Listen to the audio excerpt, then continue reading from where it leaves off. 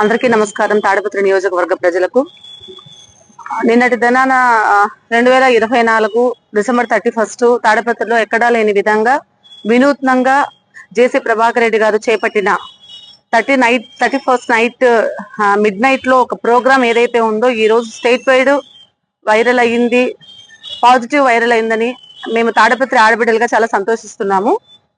ఇప్పుడు విషయానికి వస్తే, మేము ఎక్కడ మా ప్రభాకర్ రెడ్డి గారు తాడిపత్రి మహిళలను ఉద్దేశించి మంచిగా చేస్తారు అని బీజేపీకి చెందిన మాధవీలత గారు కొన్ని ఘాటైన వ్యాఖ్యలు చేయడం జరిగింది. ఆమెను మేము ఖండిస్తూ కూడా పత్రికా సముఖంగా ఒక మాట మాట్లాడాము. ఇలా ఇంకొక నియోజకవర్గం మీద, ఆమె ఉండేది కర్ణాటకలో ఉంది, తాడిపత్రి గురించి ఏది తెలీదు, జీరో నాలెడ్జ్. అలాంటిది ఒక రాజకీయ నాయకుని గురించి, ఒక ఎమ్మెల్యే గురించి మాట్లాడడం అనేది కరెక్ట్ కాదని ఇంతకు ముందే మేము చెప్పడం జరిగింది. ఇప్పుడు ఆమె మీద నాన్ బెయిలబుల్ సెక్షన్ తీసుకోవాల్సిందిగా తాడిపత్రి టౌన్ సిఏ గారికి కంప్లైంట్ ఇవ్వడం జరిగింది. ఎక్కడైతే న్యాయానికి ధర్మానికి ప్రతీక పోలీసులు అని చెప్పుకుంటారో, తమిళనాడులో ఒక చిన్న ఇష్యూ జరిగితే సనాతన ధర్మం గురించి కస్తూరి గారు మాట్లాడితే సినీ యాక్టరు ములాజు లేకుండా, ఎటువంటి ఇది లేకుండా తమిళ పోలీసు వారు సనాతన ధర్మానికి వాల్యూ ఇస్తూ ఆమెను అరెస్ట్ చేసి రిమాండ్ పెట్టడం జరిగింది.